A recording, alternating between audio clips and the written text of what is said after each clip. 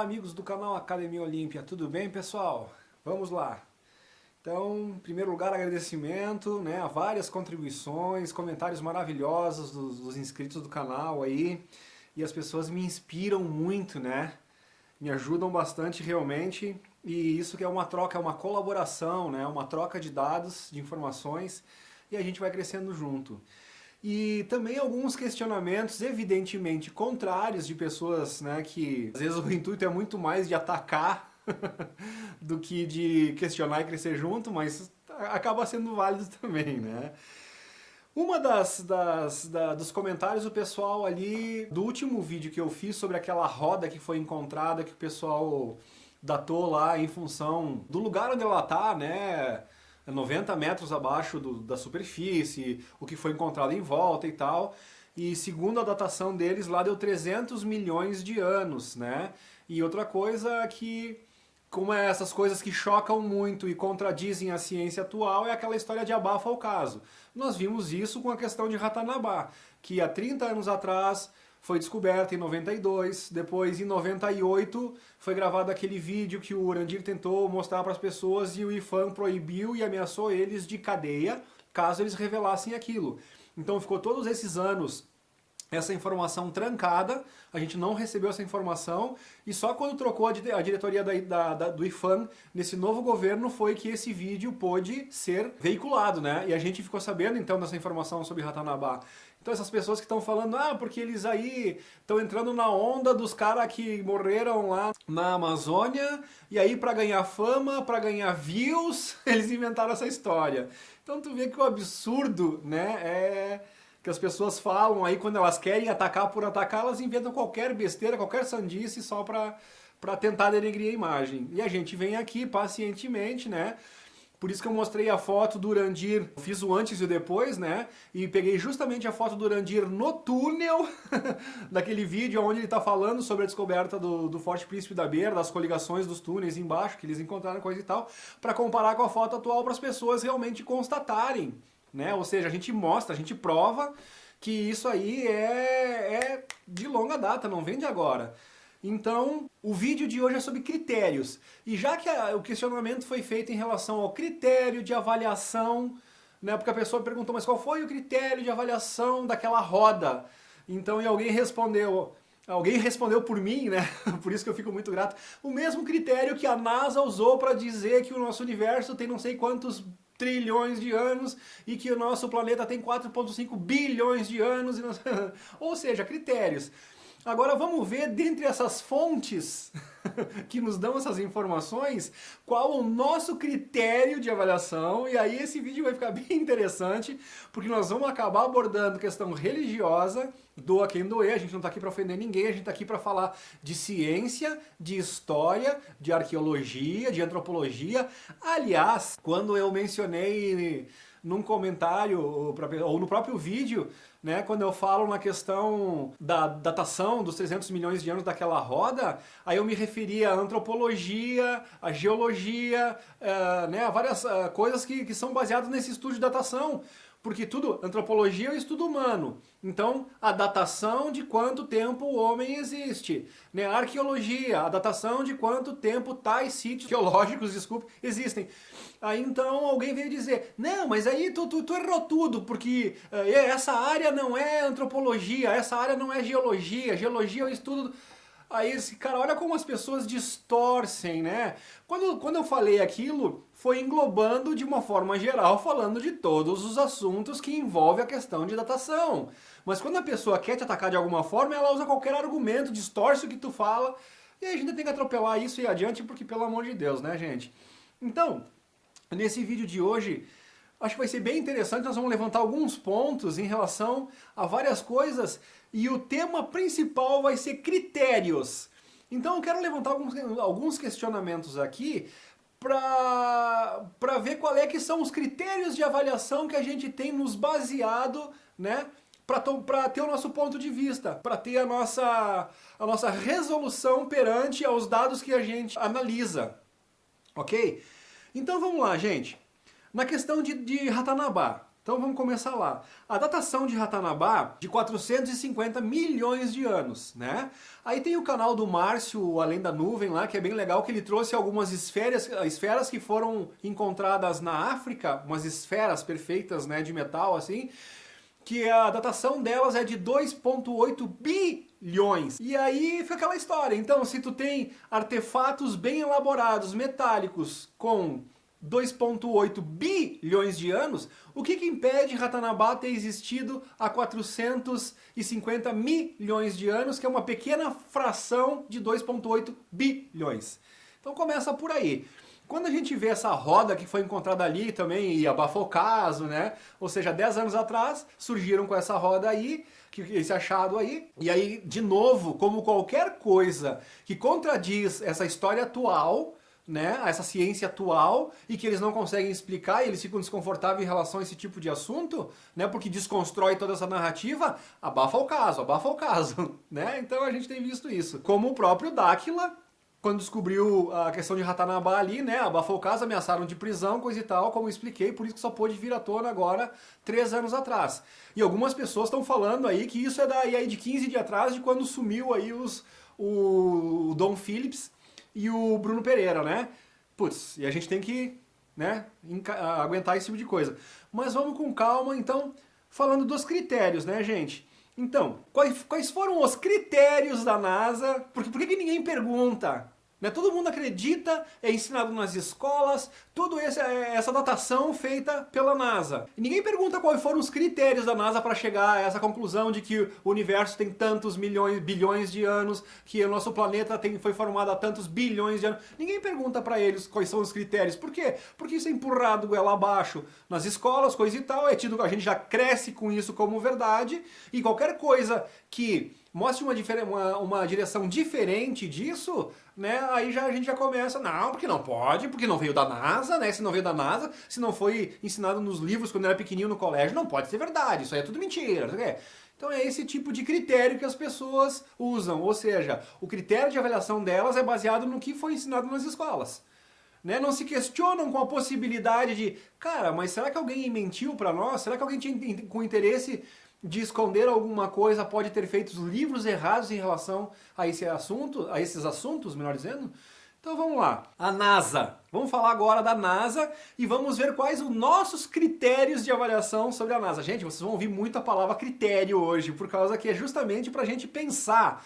O meu objetivo aqui não é convencer ninguém de nada. O nosso objetivo aqui é um exercício da nossa massa cinzenta aqui, ó. É a gente pensar, né, com nossos próprios critérios, essa palavra fica enjoativa hoje, né, para que é baseado nesses critérios de avaliação que a gente tem, onde a gente define as conclusões que a gente tira sobre os assuntos. Então a NASA, que todo mundo acredita, né, em tudo que a NASA fala, e eu aqui já cansei, eu já fiz até aquele vídeo, eu faço sátira em cima disso, né? Eu já fiz os vídeos com o meu chroma key barato aqui, eu já botei um carrinho no espaço, que é o meu calhambequezinho, bem balhadinho, aliás, que eu fiz numa impressora 3D. É um Ford T não sei o que lá, 1800 e pouco, eu acho. Não, desculpa, 1900 e pouco lá. Mas enfim, no início do século passado. E daí eu fiz esse carrinho dando uma banda ali pelo espaço, né? Pra mostrar aquela palhaçada do carro espacial do Tesla, que tem um monte de gente que acredita naquilo. Então, eu faço um certo humor, um humor irônico em cima dessas coisas, para mostrar para as pessoas como é possível tu criar imagens do espaço com a Terra de fundo. Eu fiz um vídeo também, ET maior que a Terra flagrado, daí eu vou lá e boto meu cabeção olhando a Terra assim de fora, que é para as pessoas sacarem, gente, que tem gente enganando vocês. Então, e nesse mesmo vídeo, que aliás eu vou deixar ou no link, ou quando termina o vídeo, na sugestão de vídeo, né, que fica os quadradinhos lá com sugestão pro próximo vídeo, eu vou deixar para vocês ver aí o ET maior que a Terra. E nesse mesmo vídeo do ET maior que a Terra, eu já coloquei uma série de coisas sobre as falhas da NASA com o chroma key. Então é o astronauta que vai pegar o objeto ou desaparece da mão do cara antes do tempo, ou depois que ele movimenta a mão, ou seja, falhas evidentes, né? Eu mostro lá também o cabo segurando os caras pendurados, né? A roupa esticadinha assim, aonde passa o cabo. Eles tentam apagar com chroma key, mas não é perfeito o negócio. E os desequilíbrios, como o cara tá pendurado por um cabo, aquilo gera desequilíbrio. E a gente mostra as mesmas falhas, né, de procedimento em filmes com o chroma key, ou seja, quando, é o making off dos filmes que eles fazem, né, que eles mostram quando os atores estão filmando com o chroma key atrás, e são os mesmos, digamos, desastres de procedimento que acontecem na NASA, onde eles dizem que estão nas estações espaciais. Ou seja, são provas, aqueles que gostam de provas, a gente gosta de vir aqui e mostrar as provas, de que, cara, muito daquilo ali, né, dos astronautas flutuando, coisa e tal, é chroma key, é farsa, pessoal, e a gente mostra isso pra vocês. Mas as pessoas que acreditam na NASA, então por quê? Às vezes elas não têm essas informações, né? Elas não têm esses making off mostrando esse chroma key, essas farsas, para elas ter um critério de avaliação para perceber que a NASA é uma farsa.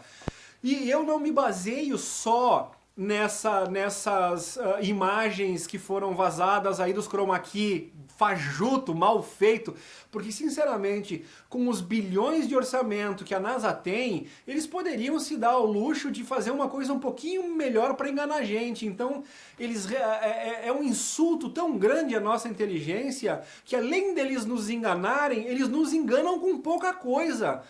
Então, assim, na cabeça deles não precisa muito para enganar. Eles acham que nós somos tão burros que qualquer coisa que eles jogarem para nós a gente aceita. Isso é o que mais me ofende. Não é só o fato dele estar mentindo. É ele estar mentindo com umas coisas toscas, mal feitas. E as pessoas acreditam. Critérios, né? Critérios. Cada um. Então, quando eu falo da NASA, muito antes de eu saber dessas questões do chroma key fajuto, né, eu estava estudando o programa espacial secreto. E, gente, aqui no canal, eu devo estar quase com 490 vídeos, né? Então são quase 500 vídeos. Então, até na abertura da vinheta que eu fiz aqui, aliás, algumas pessoas falam da música, né, gente? Aquela música é minha, vocês não vão encontrar no YouTube, porque aquela música, eu criei minha própria música, compus, toquei todos os instrumentos ali, né? Então a música de abertura da vinheta é uma música minha, de minha autoria, da minha execução, eu sou o único responsável, quem não gostar, o único culpado sou eu. Então se alguém quiser procurar no YouTube para usar aquela mesma música, não vão conseguir, porque é uma música minha, gente. Isso já respondendo a pergunta de algumas pessoas que falaram nos comentários ali. E, aliás, obrigado por ter gostado da música da vinheta. Gente, então assim, ó, o Bob Jean, a foto do Bob Jean, ela aparece, né, na vinheta. São várias fotos com várias imagens de tudo que é abordado aqui no canal, é um apanhado geral. E tá lá, tem um senhor com um rabinho de cavalo, de cabelo branco, que já faleceu, aquele é o Bob Jean. Então, quem quiser conhecer sobre o Bob Jean também mais profundamente, pesquisem o canal Project Camelot. Ok? Que tem lá o Bill Ryan e a Carrie Cassidy, que são os repórteres, os dois lá responsáveis pelo Projeto Camelot. E o que o Projeto Camelot faz? Eles entrevistaram um monte de ex-militares. Aqui no meu canal eu já trouxe Finion Duncan, Dave Corso, o Errol McCollum, o próprio Bob Jean, o Phil Schneider, o Sargento Clifford, entendeu? Então quando tu faz o cruzamento de fontes, eu só citei alguns aqui, quando tu faz o cruzamento de fontes, de narrativas entre um e outros, né? E todos esses são ex-militares psíquicos, são super soldados.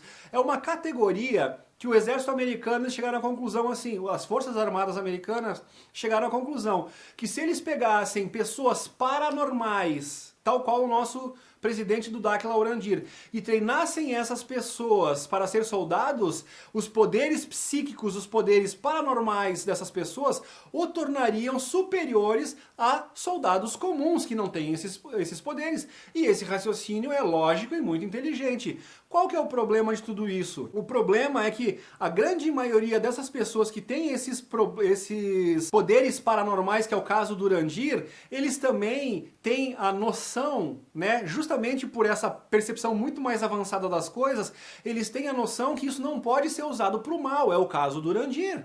Então isso tem que ser revertido para o bem. Então é por isso que todos esses soldados psíquicos, eles são rebeldes às causas do exército americano, que é do jogo do mal. Ali eles queriam usar esses poderes paranormais, esses poderes psíquicos do soldado, para ter uma supremacia bélica, para ter uma vantagem sobre as outras pessoas.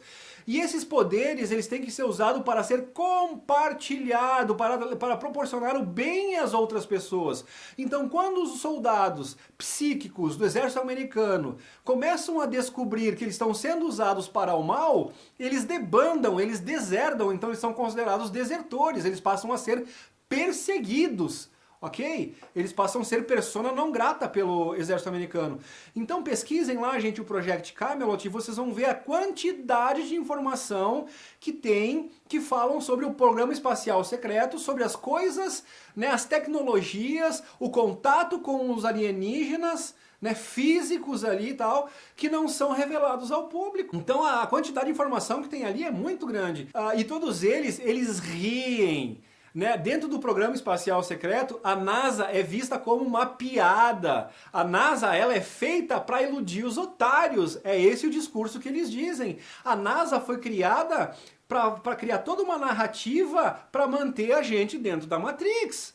Entendeu? Então, muito antes de eu conhecer as falcatruas do chroma key da NASA, eu tive o descrédito da NASA pelos denunciantes do programa espacial secreto, entendeu? Bob Lazar, né, que não era militar, mas também trabalhou na Área 51, no Lago Groom Lake, e foi um dos responsáveis pela engenharia reversa ou retroengenharia dos discos voadores caídos, acidentados, derrubados, ou seja lá, o que vocês quiserem, a visão que vocês quiserem ter a respeito disso, né?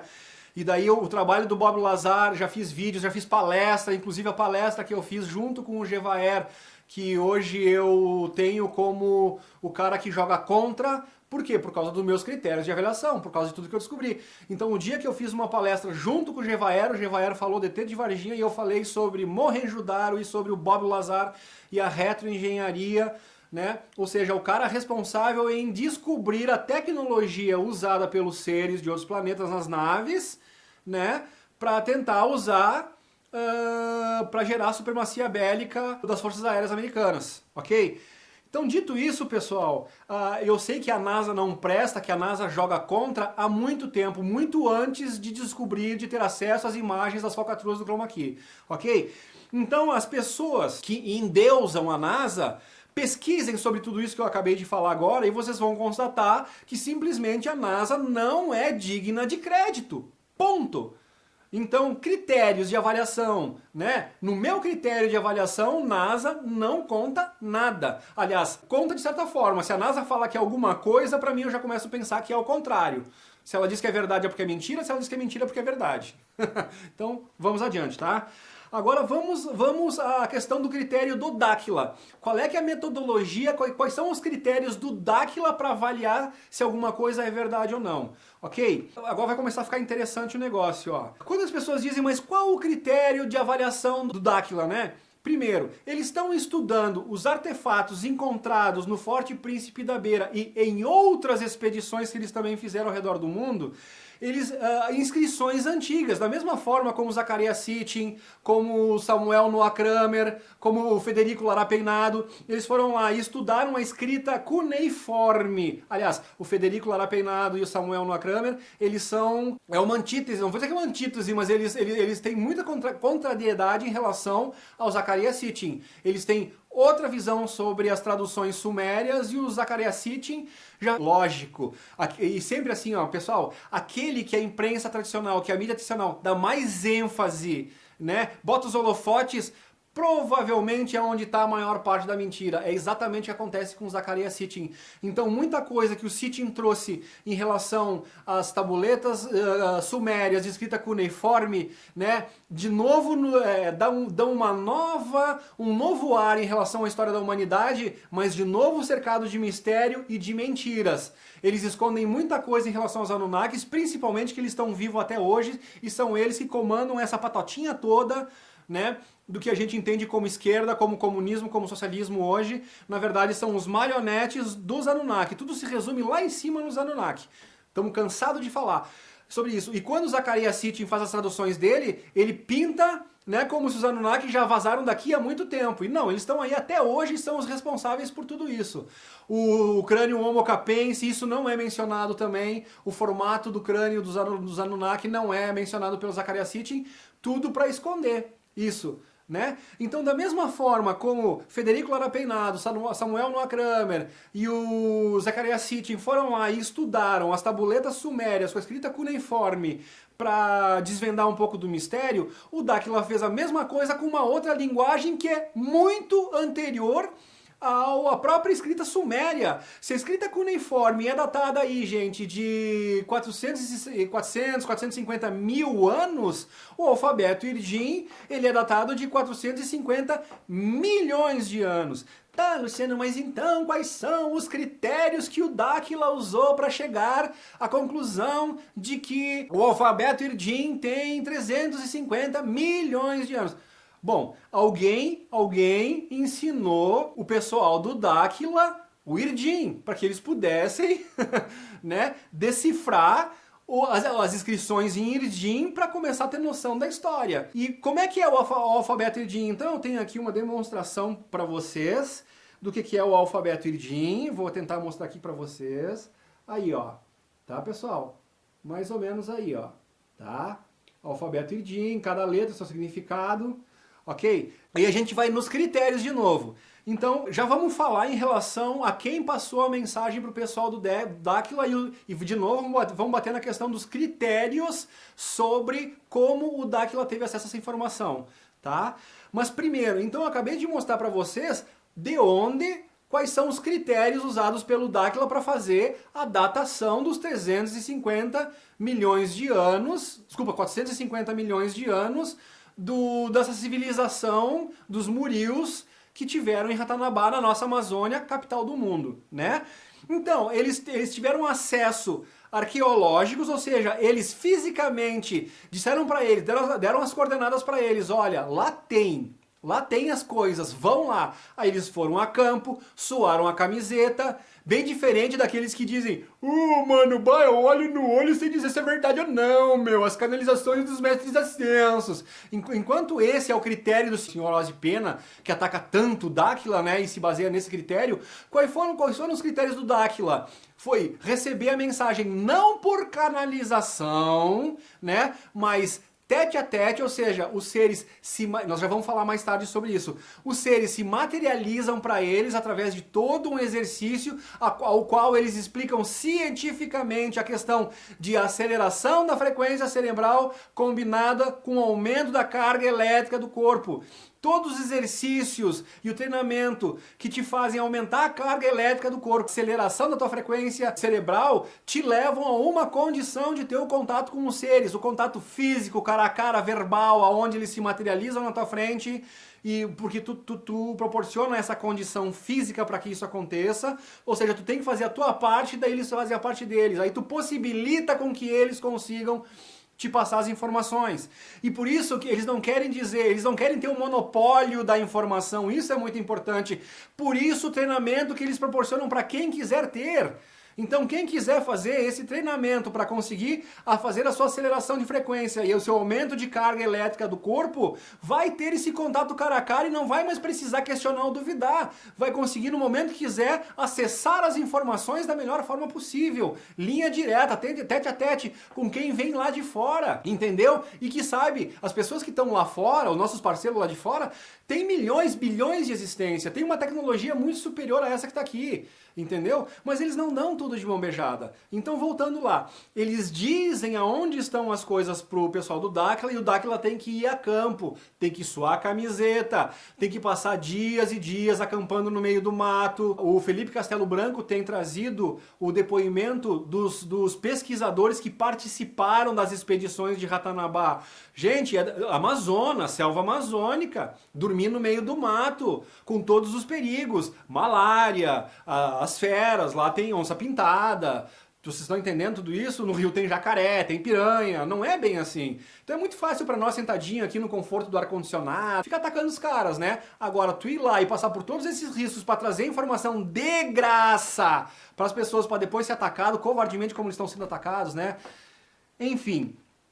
Então, gente, os caras lá de fora, os parceiros, deram as coordenadas pro pessoal do Daquila e disseram, gente, vão lá e vocês vão encontrar as inscrições do pessoal dos Murios, que não eram humanos. Eles são pré-civilização adâmica, isso tem que ficar bem claro. Não, porque o homem só surgiu ali depois dos dinossauros. Sim, a história conta que em torno de 450 mil anos aí, né? Que é a história dos Anunnaki. Isso já foi claro, isso já tá lá nas tabuletas sumérias que eu te falei. Federico Laro Penado, Samuel Noah Kramer, Zacharias Sitchin, tá, né? Agora nós estamos falando, enquanto os Anunnakis, a história dos Anunnakis aí data de 400 mil anos, nós estamos falando de 450 milhões de anos. Então os Murios é muito antes da história dos Anunnaki, tá ok, pessoal? Então voltando na questão ali, deram pro pessoal do Daquila as coordenadas de aonde estavam as coisas, o pessoal do Daquila suou a camiseta, enfrentou malária, enfrentou jacaré, enfrentou piranha, enfrentou onça pintada, foram lá, tiveram acesso aos artefatos e tinham as inscrições em Irdim. Aí eles começaram a estudar, né, a decodificar aquelas inscrições lá e chegaram à conclusão da datação, porque é um registro que está lá, é a história que é contada lá, por isso que eles sabem que é 350 milhões. Aliás, eles estão tentando deixar, 450 milhões de anos, desculpa, eles estão deixando essa questão da datação um pouco de lado, porque quando as imagens do LIDAR finalmente forem todas processadas direitinho, isso leva um tempo, tem muita gente dizendo, porque eles estão mentindo, porque já deveriam ter exposto essas imagens. Gente, tem todo um processo que não adianta tu querer comer pelas beiradas, tá entendendo? E outra questão é, tem que cuidadosamente catalogar e registrar tudo que foi encontrado antes de apresentar às autoridades. Por que esse procedimento agora? Porque na inocência deles, né, na ingenuidade deles, a primeira vez que eles encontraram as coisas, eles fizeram a coisa certa, entrega pro IFAM. O IFAM escondeu e ameaçou eles de prisão. Por isso, de novo, que só 3 anos atrás a gente ficou sabendo disso, e as imagens da cara do Urandir lá, Babyface, né, compara a imagem do Urandir hoje e de quando ele fez as descobertas lá, as gravações no Forte Príncipe da Beira, né, uma imagem vale 1000 palavras. Então tá lá a prova de que, ó, são décadas que se passaram no meio desse processo, tá, pessoal? Então, essa datação de 450 milhões de anos vem da tradução do alfabeto Irdim, dos registros que foram deixados pelos próprios Murios ali. E esse registro que eles estão fazendo hoje, eles estão registrando tudo cuidadosamente antes de entregar para o IFAM, de entregar para as autoridades tudo que eles encontraram, porque se eles entregarem essas coisas e o IFAM disser, não temos nada, eles vão dizer, como não tem nada, tá tudo aqui registrado, catalogado. Vocês estão entendendo? Então eles estão agindo inteligentemente. Eles estão agindo estrategicamente. Para quê? Para que essa informação toda venha para nós dessa vez sem nenhum... Eles não querem cometer o erro do passado. Então dessa vez, gente, a coisa vem, é só uma questão de tempo. Pode demorar um pouco mais, pode demorar um pouco menos. Mas dessa vez a informação vem, não vai ter anticristão na face da terra que vai impedir que a verdade venha à tona dessa vez.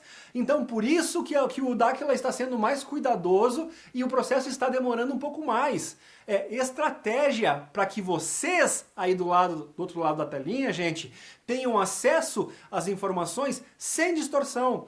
Porque 24 anos atrás, né, em 98, vários artefatos bem elaborados, artefatos de ouro que foram entregados ao IFAM, sumiram e eles mostraram só cacareco de porcelana.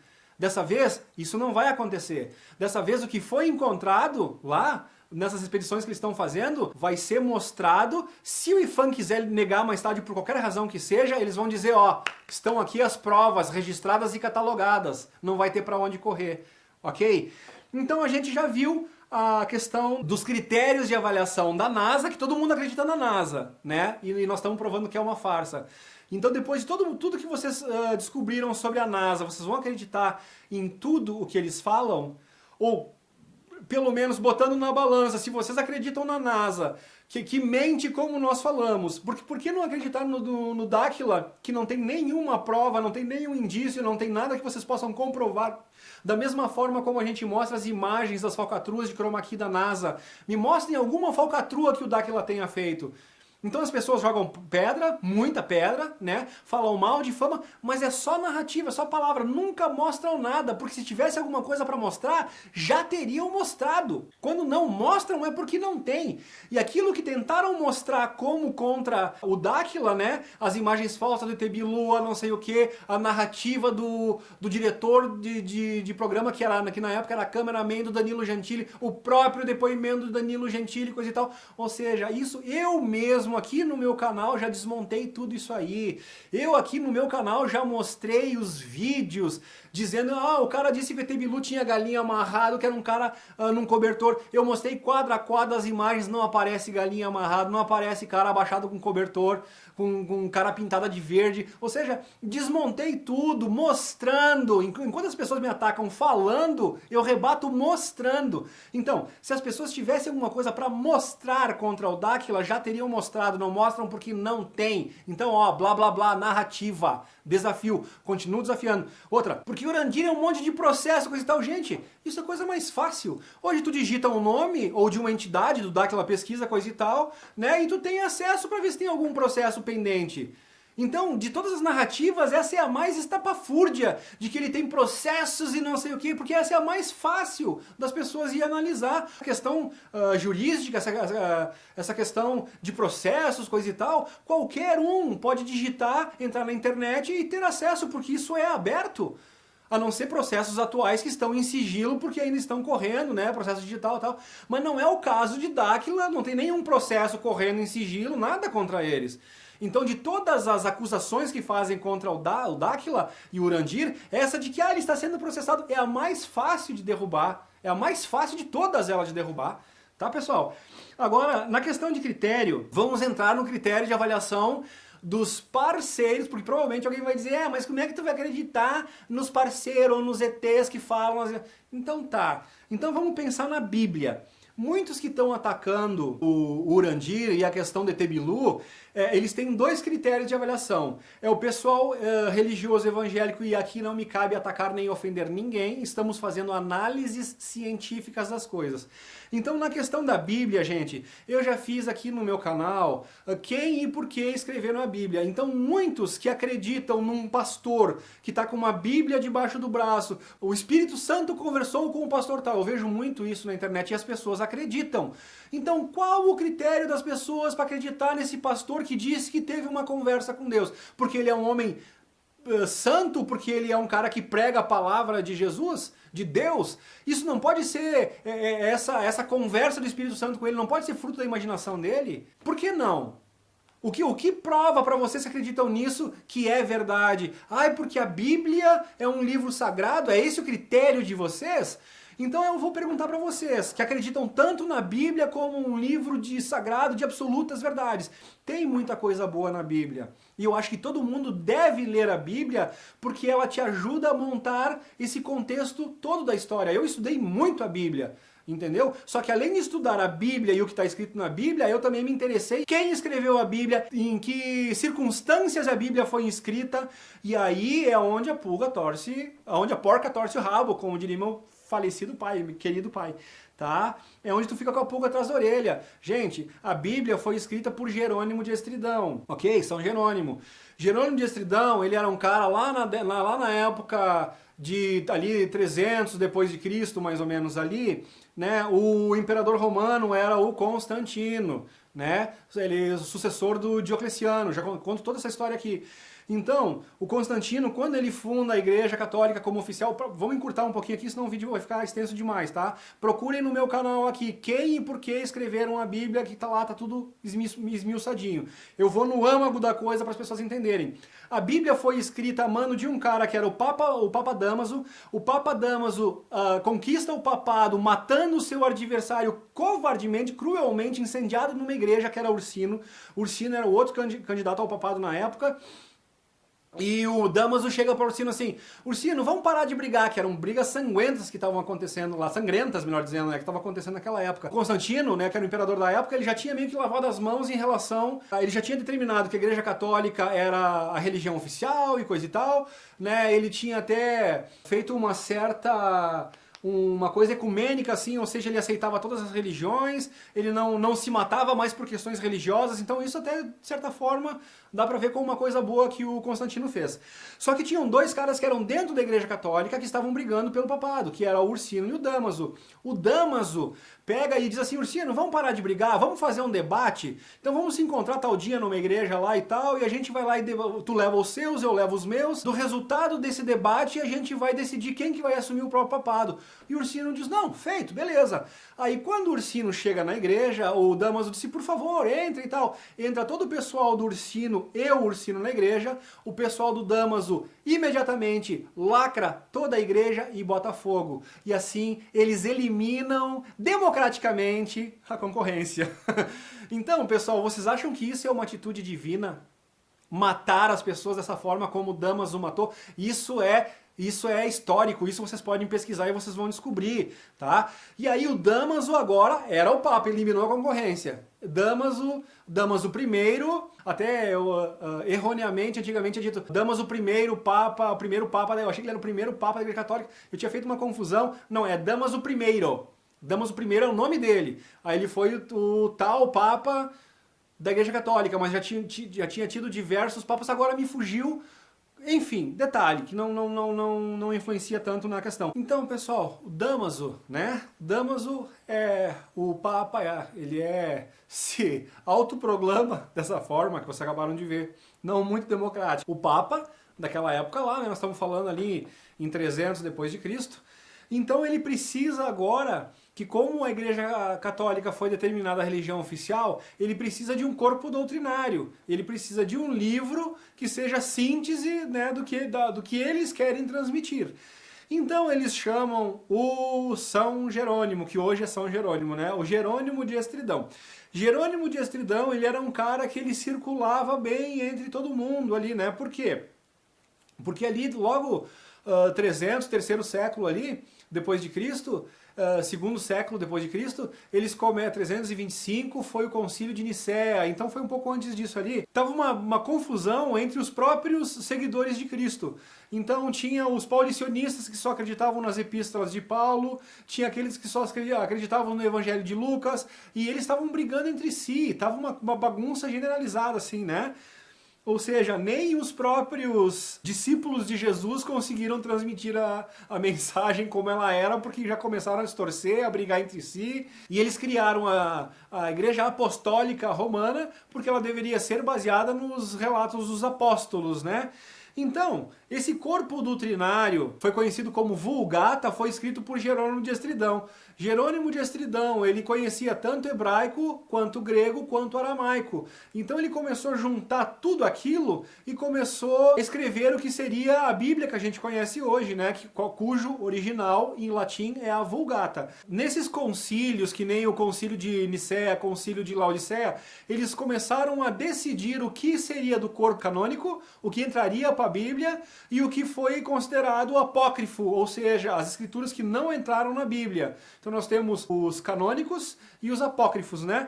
E o que a gente conhece hoje são o que foi determinado lá nos concílios de Nicéia, concílios de Laodiceia, que foram determinados que aquela era a verdade que a gente tem como verdade quando lê a Bíblia. E daí, só que quando tu tem acesso aos apócrifos, né, aquilo que não entrou para o corpo canônico, tu começa a dizer, não, mas por que o Evangelho de Maria, por exemplo, entre outros, né, por que os livros do Enoque, por que esses não entraram na Bíblia? Porque ali estavam realmente a verdade que nos libertaria.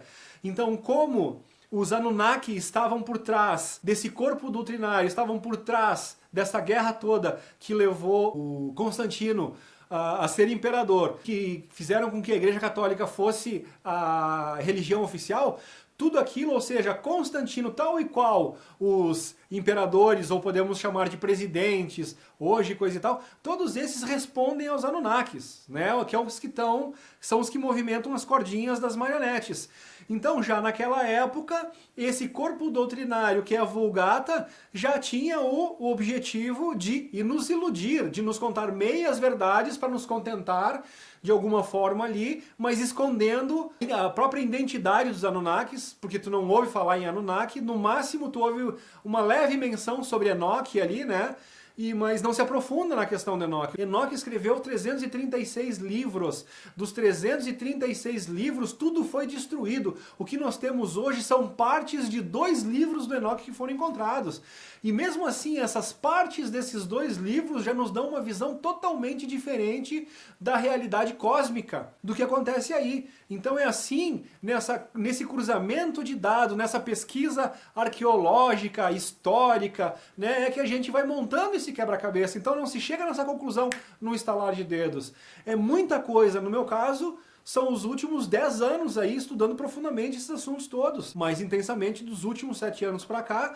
E nos últimos 4 anos para cá foi aonde eu já tinha informação suficiente para dizer, gente, tem muita coisa errada, isso preciso compartilhar isso. E aí abri o meu canal. Então quando eu abri o Academia Olímpia, 4 anos atrás, quase 5 anos atrás agora, eu já tinha todos esses 3 anos de bagagem, 3, 4 anos de bagagem de pesquisa profunda. E toda a minha vida de pesquisa pregressa disso, né? Eu comecei a estudar a Bíblia já bem novo e tal, comecei a me interessar por isso.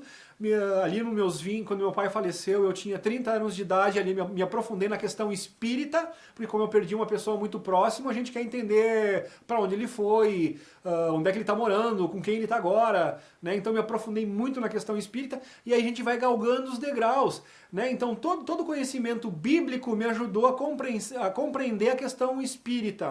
E tudo que eu aprendi estudando Allan Kardec, né? Então, quando a gente estuda a Bíblia, de repente, a gente não se satisfaz com algumas coisas, né? Fica alguns buracos ali. Aí tu pula pro Espiritismo, tu estuda Allan Kardec, né? O kardecismo ali, aí tu começa a te responder algumas coisas que não estão na Bíblia, então tu dá mais um passo.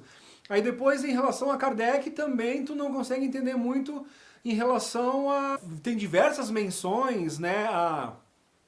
Tanto na Bíblia quanto no kardecismo, tem diversas menções em relação à vida em outros orbes, né?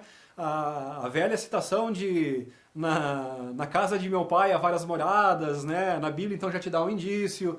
E aí os próprios anjos da Bíblia, né? Da onde que vêm os anjos da Bíblia que se materializam e passam as mensagens? E gente, agora, falando tudo isso, então fica um resumo de como eu cheguei às conclusões que eu tenho hoje. Os critérios que eu uso para avaliar as informações e chegar nas conclusões que eu cheguei hoje. Então, tu estuda a Bíblia, depois tu estuda o kardecismo, tu estuda o espiritismo, no caso, aí depois tu pula na questão da Suméria, então dos Anunnaki, coisa e tal, e aí tu começa a ter uma elucidação maior em relação à vida extraterrestre. Então é assim que a gente vai montando as coisas e chegando nessas conclusões que a gente tem hoje. E quando eu falo nessa questão de critério, né, pessoal, na própria Bíblia, o pessoal evangélico, o pessoal católico aí, não diz ali que Jesus vai voltar, né? E não fala ali que tem os emissários de Deus que vêm de tempos em tempos, a história da sarça ardente, não sei o quê. Eles não vêm para dar informações para as pessoas. Então, por que as pessoas acreditam numa canalização, que é a metodologia de muitos canalizadores que atacam, aliás, o Urandir, né? E eles são canalizações, né? Então, por que tu pode acreditar nessas canalizações deles, que para mim pode ser muito bem fruto da própria imaginação, ou não, tem muita canalização séria, então vamos separar as coisas aqui. Muita canalização séria, de fato, informações que procedem, mas tu fica naquela dúvida, tu nunca sabe como é que tu vai confiar, porque é uma canalização. Então pode ser verdade, pode ser fruto da imaginação. No momento que um ser se materializa na tua frente, te passa verbalmente aí a informação, não tem mais erro, gente. Não tem mais erro. E depois, mas como é que eu vou saber se esse ser é do bem ou do mal? Dependendo da informação que ele passar. Aí o critério que tu tem sobre bem e mal já é o suficiente para tu, né, e vai ressoar no teu coração. Se é para tu fazer o bem ou para fazer o mal para as pessoas. Por exemplo, se materializa um ser na tua frente e diz que é para tu enfiar a faca no coração de uma criança, né, para ter certeza se tu é fiel a ela. Isso te soa como do bem ou como do mal? Se um ser, né, diz não matarás, como mandamento, mas depois vai lá e manda Moisés, por exemplo, ir numa outra tribo matar mulheres e crianças, se isso te soa como do bem ou como do mal? Então é isso que eu digo, um Deus perfeito não mandaria matar ninguém, gente. Um Deus perfeito que a gente imagina que ele é onisciente, ele sabe, então ele não precisa de uma prova de fidelidade, né, mandando um ser enfiar a faca no coração do seu próprio filho. Então, aqui, essa parte da Bíblia é o falso Deus criado pelo homem, são os Anunnakis, não são os deuses.